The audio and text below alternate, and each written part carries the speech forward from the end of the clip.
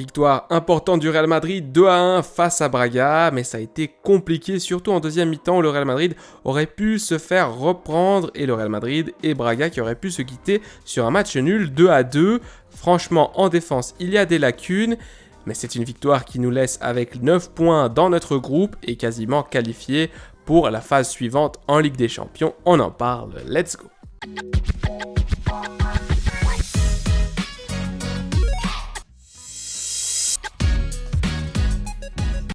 On démarre cette vidéo les amis en faisant un petit tour des 11 présentés par les deux équipes du côté de l'équipe portugaise, un 4-2-3-1 comme attendu, mais avec quelques surprises, notamment Djaló qui évoluait du côté gauche de l'attaque.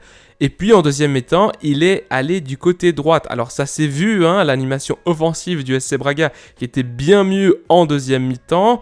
Et puis Bruma qui était donc sur le banc. Alors il était incertain pour le match, il revient de blessure et c'est aussi pour ça qu'il n'a pas commencé la rencontre. Heureusement pour le Real Madrid parce que lorsque Bruma est rentré sur le terrain en deuxième mi-temps et que Djaló est passé sur ce côté droite, donc du côté gauche de la défense du Real Madrid, ça a été beaucoup plus compliqué pour le Real. Du côté du Real Madrid, un classique 4-4-2 losange, même si aujourd'hui Bellingham n'était pas vraiment à la pointe du sommet de ce milieu de terrain avec 4 joueurs, mais plutôt il était dans une position libre, électron libre autour des deux attaquants, Rodrigo et Vinicius Junior devant, et donc Modric ici aussi titulaire pour ce match de Ligue des Champions. Et donc cette rencontre, le Real l'a gagnée évidemment, mais c'était assez difficile par moment. On va essayer de résumer les demi-temps et essayer d'en discuter un tout petit peu. Dès le début, j'ai noté plus de présence physique et de rapidité de la part de Braga durant les premières minutes. Difficile de construire pour les joueurs du Real Madrid et beaucoup de passes longues dans le dos pour essayer de trouver Vini, ça durant les 10 premières minutes. Une passivité relative du côté du Real Madrid qui ne va pas vraiment au contact du porteur du ballon et qui laisse Braga faire le jeu. À la 12e minute, Djaló versus Rudiger dans un duel de course gagné par l'international allemand. À la 16e, un ballon long pour la course de Vini sur son côté gauche. Il le contrôle, se retourne et passe son défenseur direct. Puis centre pour l'arrivée de Rodrigo qui tend le pied. C'est 1-0 pour le Real Madrid. Alors, c'est un début de match classique du Real Madrid. Le Real Madrid qui n'a pas vraiment le contrôle du ballon. Braga qui commence plutôt pas mal sa rencontre, et le Real Madrid, une occasion, une accélération de Vini, un dribble, l'arrivée de Rodrigo, 1-0, un petit peu contre le cours du jeu quand même. À la 20e, corner pour Braga et une énorme occasion pour Al Musrati, une intervention de Bellingham qui se retrouve à défendre. À la 23e, tir de très loin de Rodrigo, peut-être que le but lui a donné confiance, il s'essaie, et il faut qu'il tente plus de fois ce genre d'action. À la 24e, occasion dangereuse de Ricardo Horta au point de penalty qui tire sur un défenseur de Madrid. Il y a eu beaucoup d'occasions comme ça confuses pour Braga dans la surface au milieu de plusieurs joueurs, des jambes, que ce soit des coéquipiers de Braga ou alors des défenseurs du Real.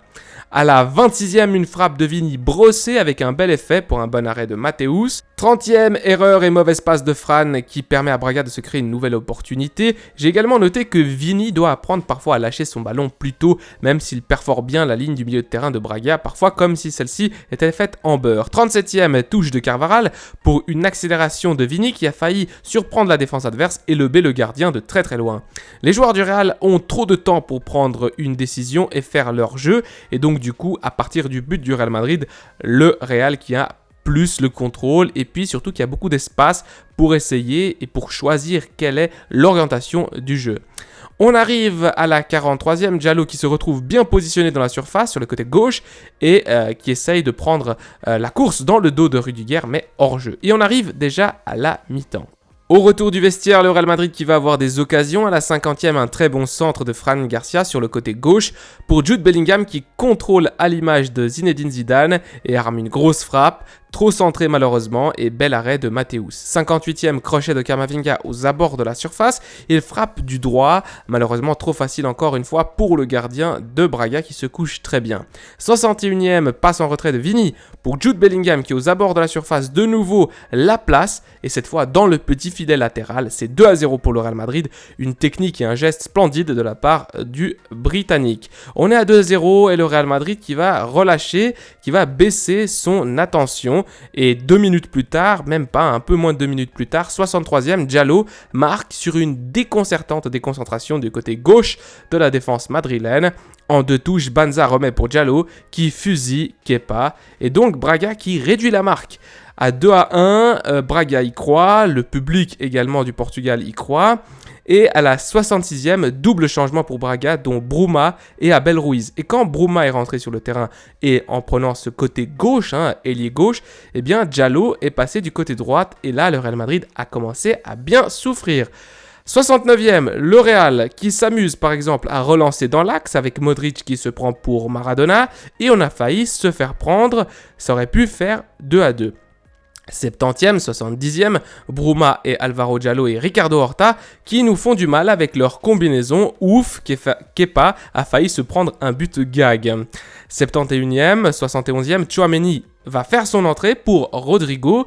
Carlo Ancelotti, je pense qu'il a essayé de mettre un petit peu plus d'hommes défensifs sur le terrain en essayant de maintenir ce but d'avance du côté du Real Madrid. 72e, 72e, jaune pour Camavinga pour un tacle à retardement sur Diallo qui fait vraiment beaucoup de mal sur ce côté gauche défensif du Real Madrid. 75e, 75e, enfin la sortie de Fran Garcia. Il était temps parce que franchement la deuxième mi-temps ça a été compliqué. Rentrée de Ferland Mendy. Le Real Madrid trop bas sur le terrain pour moi. Et c'est une image qui est un petit peu déplorable. On avait l'impression d'avoir peur à certains moments. Et le Real Madrid qui avait un bloc beaucoup plus bas. 79e, 79e, Salazar marque alors que l'arbitre avait touché le ballon et sifflé. Alors moment un petit peu rigolo, le ballon, une frappe de Salazar qui va droit dans le but. Je ne sais pas si Kepa aurait réussi à l'arrêter, mais l'arbitre avait bien sifflé. 82e, but de Vini sur une autre course folle du Brésilien, mais hors-jeu. Alors, le hors-jeu à la limite de la limite de la limite, et on n'a pas tout de suite d'image. Alors, je vais vous montrer l'image du VAR. Et vous me donnerez votre opinion. Main de Mendy à la 87e dans la surface. En tout cas, c'est ce qu'on croit. Le VAR dit que non. Là, j'ai pas revu les images. Alors, si vous avez des images, peut-être, je vais essayer de regarder aussi sur Twitter. Mais ça me semblait un petit peu bizarre, cette histoire. Enfin bon, la VAR dit qu'il n'y avait pas main. 89e, entrée de Lucas Vazquez pour la sortie de Jude Bellingham. Parce qu'on pensait qu'il était blessé. Alors, Carlo Ancelotti l'a dit. Ce n'était qu'une fatigue, enfin, un truc musculaire. Mais en gros, ça va, il n'a rien. Il sera au top pour le Classico. 90, 90e plus 3, Vini face à Mateus dans un 1 contre 1. Le Brésilien pousse un petit peu trop son ballon et le gardien plonge sur le cuir alors qu'il avait Valverde complètement seul à sa droite. Et le match se termine. Voici le résumé. Un petit tour par les statistiques, on regarde la possession assez équilibrée, 46% du côté de Braga, 54% du côté du Real Madrid. Au niveau des tentatives, un peu plus pour l'équipe portugaise, 16-13. Par contre, au niveau des tirs cadrés, plus pour le Real Madrid, 6-2. Mais l'équipe de Braga qui a eu plusieurs occasions et franchement, durant les derniers moments de la rencontre, j'ai pensé qu'ils auraient pu revenir au score à 2 partout. Sinon, on a eu un match assez quand même plaisant à regarder, même si le Real Madrid au début était un petit peu passif. Alors, je voulais vous montrer l'image du VAR qui a sifflé donc hors-jeu sur le but de Vinicius Junior, celui qui a été annulé après coup. Alors, on voit clairement, même par la position des pieds, que Vinicius Junior, eh bien, il est derrière le défenseur au moment où il fait son appel et tout simplement par la dynamique, le mouvement du corps qui va vers l'avant, l'accélération que met Vinicius Junior, eh bien, il a un tout petit peu l'épaule un tout petit peu avancée, mais c'est très très difficile de vraiment constater avec sûreté que l'épaule du défenseur adverse est un petit peu moins avancée sur le terrain et que Vini donc est hors jeu. Franchement, c'est difficile et au bout d'un moment, pour moi, ce genre d'action, pour moi, là, c'est vraiment difficile de dire que c'est hors-jeu. Alors, j'espère que les images sont vraiment précises, mais il ne me semble pas. Et pour moi, là, ce but-là aurait dû être comptabilisé. On va finir cette vidéo avec quelques points que j'aimerais souligner. Fran Garcia fait très peur sur ce côté gauche. Pas mal de fois, il a été déconcentré et Braga aurait pu revenir au score. Alors, il a été changé par Carlo Ancelotti, remplacé par Ferland Mendy.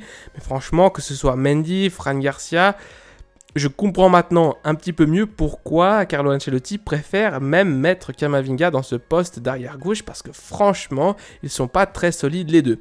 Deuxième point, Vini c'est de flash. Vini, il est vraiment trop rapide. On l'a vu sur ses accélérations dans le dos de la défense. Il fait vraiment très très mal. Au-delà de sa qualité technique, sa vitesse fait vraiment du mal aux défenses. Et j'espère qu'il sera au top pour le match à Montjuïc face au FC Barcelone. Troisième point, Diallo était sur la gauche. Et heureusement pour nous, au début de la rencontre, parce que s'il était du côté droit, donc du côté gauche de la défense madrilène, depuis le début de la rencontre, ça aurait été, je pense, tout un autre match. Quatrième point, techniquement trop à l'aise le Real Madrid face à ce genre d'adversaire.